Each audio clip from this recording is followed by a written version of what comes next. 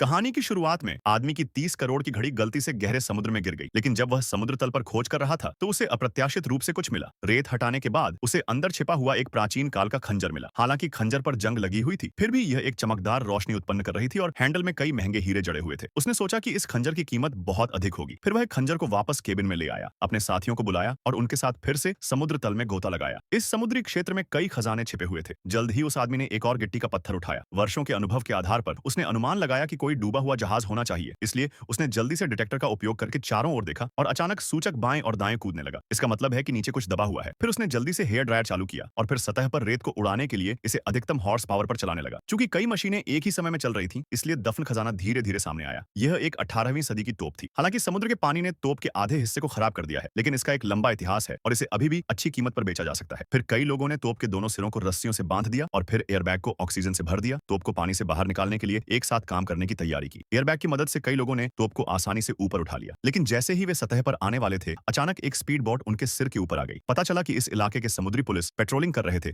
और वे जांच पड़ताल करने आए थे कि यह लोग यहाँ क्या कर रहे हैं। चूंकि यह समुद्री क्षेत्र अब नो सैल्वेज जोन है, इसलिए इन लोगों ने फिलहाल तोप को पानी से बाहर निकालने की हिम्मत नहीं की। इस समय उनके साथियों ने पुलिस के समूह को विलंबित करने की भी कोशिश की, लेकिन उनके लिए इस तरह तैरना कोई समाधान नहीं था। इसलिए पॉल ने तैरने से बचने के लिए पहले कुछ ऑक्सीजन छोड़ने की योजना बनाई, लेकिन उनके साथी ने गलती से फिसलकर सारी ऑक्सीजन एक ही बार में छोड़ दी। अचानक तोप तेजी से डूबने लगी और उनके साथी को प्रतिक्रिया करने से पहले समुद्र के तल में खींच लिया गया। इससे भी बुरी बात यह है कि उसका एक हाथ नीचे दब गया। यह देखकर इसके साथी मुसीबत से बाहर निकलने में मदद करने के लिए आगे बढ़े, लेकिन वे वास्तव में अपनी ताकत से तोप को नहीं उठा सकते थे और इस समय बहुत कम ऑक्सीजन बची थी। अगर वे इसी तरह तैरते रहे तो वे निश्चित रूप से मर जाएंगे, इसमें कोई संदेह नहीं है। इस महत्वपूर्ण क्षण में पॉल ने अपनी किस्मत को दांव पर लगाने और एक हताश प्रयास करने का फैसला किया। उसने आखिरी ऑक्सीजन को एयरबैग में पंप किया, फिर एक गहरी सांस ली और तोप को उठाने की पूरी कोशिश की। इस बार एयरबैग की मदद से सभी ने आखिरी समय में अपने साथियों को सफलतापूर्वक बचा लिया। जब वे केबिन में लौटे तो उन्होंने पाया कि गश्ती दल अभी तक नहीं गया था, लेकिन ज़ियाओमी ने पहचान लिया कि वे पुराने सहपाठी थे, इसलिए उसने उन्हें कुछ शब्दों में भेज दिया। इन कुछ खजाने की खोज के अनुभवों के साथ पॉल ने निष्कर्ष निकाला कि इस समुद्री क्षेत्र में बहुत सारे खजाने होने चाहिए। दूसरे दिन पॉल ने अपने उपकरणों के साथ फिर से समुद्र तल में गोता लगाया। इस बार वह आधे घंटे से तैर नहीं रहा था जब उसने कुछ दूर पर कुछ चमकता हुआ देखा। उसने उत्सुकता से प्रकाश का पीछा किया और तैरकर ऊपर चला गया। रास्ते में उन्हें बहुत सारा जंग लगा हुआ मलबा भी मिला। अप्रत्याशित रूप से एक कोरल क्षेत्र को पार करने के बाद उन्हें कुछ ही दूरी पर एक दुर्घटनाग्रस्त विमान मिला। इसलिए पॉल ने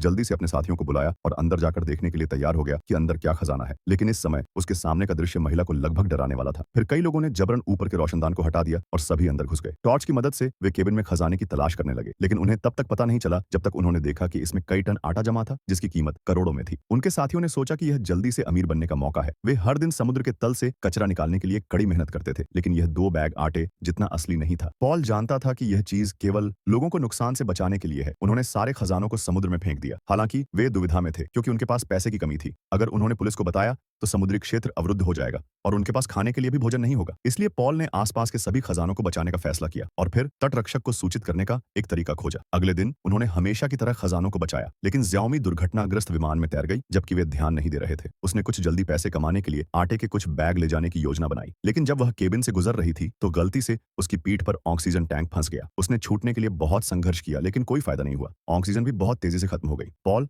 जो इस समय केबिन में वापस आ गया था, ने देखा कि एक व्यक्ति गायब था, इसलिए उसने जल्दी से एक ऑक्सीजन टैंक लगाया और समुद्र तल में गोता लगाया और फिर सीधे विमान की दिशा में तैर गया। निश्चित रूप से ज़ियाओमी को केबिन की पूंछ पर पाया गया था और उसने आखिरी समय में उसे सफलतापूर्वक बचा लिया। हालांकि गोरी लड़की आटे के प्रलोभन का विरोध नहीं कर सकी। वह उस रात फिर से समुद्र क्षेत्र में एक स्पीड बोट चलाकर गई। वह डजवांग का पीछा करते हुए केबिन में गई और चुपके से आटे के कुछ बैग ले गई। बाद में उन्होंने उस गिरोह से संपर्क किया जिसने आटा खरीदा था और इसे कम कीमत पर दूसरे पक्ष को बेचने की योजना बनाई थी, लेकिन वह कभी नहीं सोच सकता था कि आटा इस गिरोह द्वारा खो दिया गया था। इससे गोरी लड़की बंदूक की नाल में भाग गई और दोनों को मौके पर ही नियंत्रित कर लिया गया। फिर सांग बियाओ ने पॉल को बुलाया और उसे 12 घंटे के भीतर सारा आटा लौटाने का आदेश दिया, अन्यथा वे कल सूरज नहीं देख पाएंगे। गैंगस्टर बॉस के मजबूत दबाव का सामना करते हुए पॉल ने शांति से कहा। गैंगस्टर बॉस ने तुरंत कहा कि कोई समस्या नहीं है। फिर कई लोगों ने नए खरीदे गए उपकरण पहने और उस समुद्री क्षेत्र में आ गए जहां विमान फिर से दुर्घटनाग्रस्त हो गया। अप्रत्याशित रूप से उन्हें रास्ते में एक अप्रत्याशित लाभ हुआ, जो उस जहाज के मलबे के रूप में निकला जिसे वे लंबे समय से खोज रहे थे। उन्हें और भी अधिक आश्चर्य हुआ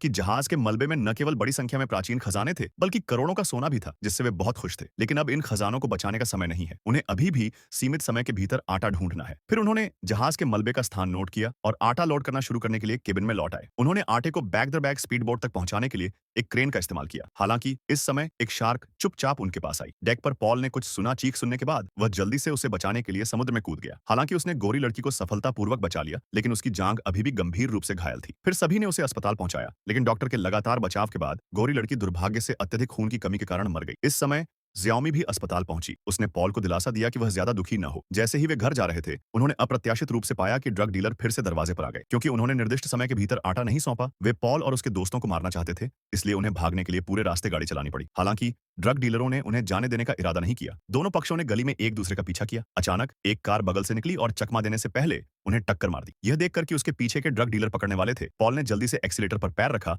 और घटनास्थल से भाग गया। फिर उसने दा जुआंग से ज्यू मेई को यहां से दूर ले जाने के लिए कहा और वह ड्रग डीलर को पकड़ने के लिए कार से बाहर निकल गया। उसने अपने द्वारा बचाए गए सभी खजाने को दूसरे इन कमांड को सौंप दिया। उम्मीद है कि वे उसे कुछ और दिन दे सकते हैं, लेकिन उसे उम्मीद नहीं थी कि दूसरे इन कमांड द्वारा खजाना लेने के बाद वह अभी भी पॉल को वापस ले जाएगा। लेकिन इस समय लाओ हे को अचानक घर में छेड़छाड़ के संकेत मिले, जिसने उसे तुरंत सतर्क कर दिया। जैसे ही वह कमरे के हर कोने की तलाशी ले रहा था, उसे अचानक गोली मार दी गई। फिर सांग ब्याओ अंधेरे से बाहर आया और वह पर्दे के पीछे का असली मास्टरमाइंड था। मामले की सच्चाई जानने के बाद पॉल ने जल्दी से भागने के लिए समुद्र में कूदने का मौका लिया। यह देखकर ड्रग डीलरों ने उस पर ट्रिगर खींच लिया, लेकिन ट्रिगर को सांग ब्याओ ने रोक दिया था, क्योंकि उन्हें अभी तक आटे का सही स्थान नहीं पता है, इसलिए उन्हें पॉल को जीवित पकड़ना होगा। लेकिन पॉल, जो कई सालों से समुद्र में है, उसे आसानी से कैसे पकड़ा जा सकता है? अपनी सुपर फेफड़ों की क्षमता के साथ वह सफलतापूर्वक पीछा छुड़ाने में सफल रहा। फिर वह पानी के ऊपर आया, बोर्ड को पकड़ा और सवारी की। इस समय जियाओमी को एक पुराना सहपाठी मिला जो पुलिस स्टेशन में काम करता था और उसे समुद्र तल पर पाए गए आटे के बारे में सब कुछ बताया। अप्रत्याशित रूप से दूसरे पक्ष को सांग ब्याओ द्वारा रिश्वत दी गई थी और उसने पलटकर जियाओमी को सांग ब्याओ के पास भेज दिया। हालांकि पुलिस अधिकारी को न केवल कोई लाभ नहीं मिला, बल्कि सांग ब्याओ द्वारा उसे गोली मारकर उत्तर पश्चिम में भेज दिया गया।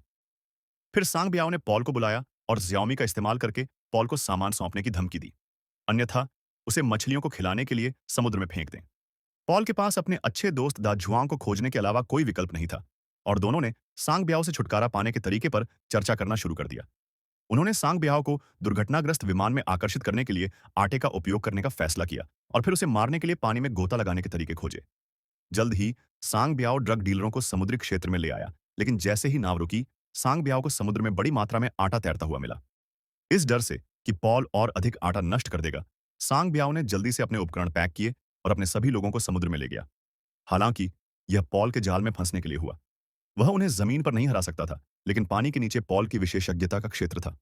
उसने एक रबर बैंड के साथ एक साधारण क्रॉसबो बनाया, ड्रग डीलर पर निशाना साधा और उसे गोली मार दी।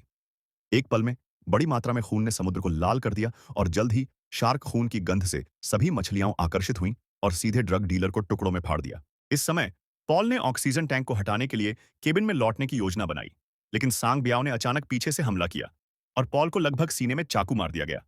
फिर दोनों पक्ष एक दूसरे से कुश्ती करने लगे। महत्वपूर्ण क्षण में पॉल ने सांग ब्याओ के ऑक्सीजन टैंक को खींच लिया और फिर अपने पैरों के नीचे ऑक्सीजन टैंक को खटखटाने के लिए अपनी पूरी ताकत का उपयोग करते हुए चालक की सीट पर बेतहाशा तैर गया। इस समय सांग ब्याओ भी जल्दी से हथियार इकट्ठा कर रहा था और यह इस बात पर निर्भर करता था कि कौन पहले हमला कर सकता है। हालांकि सांग ब्याओ ने जल्दी से क्रॉसबो स्थापित किया और जब सांग ब्याओ ट्रिगर खींचने वाला था, पॉल ने सफलतापूर्वक ऑक्सीजन टैंक को खोल दिया। इस तरह विमान में विस्फोट हो गया और सांग ब्याओ मौके पर ही सदमे की लहर से पिघल गया। बाद में पॉल ने सभी को डूबे हुए जहाज के स्थान पर ले जाया। उन्होंने प्राचीन तोप को सफलतापूर्वक बचाया और डूबे हुए जहाज से बहुत सारा सोना निकाल लिया। तब से जियाओमी और पॉल एक खुशहाल जीवन जी रहे थे।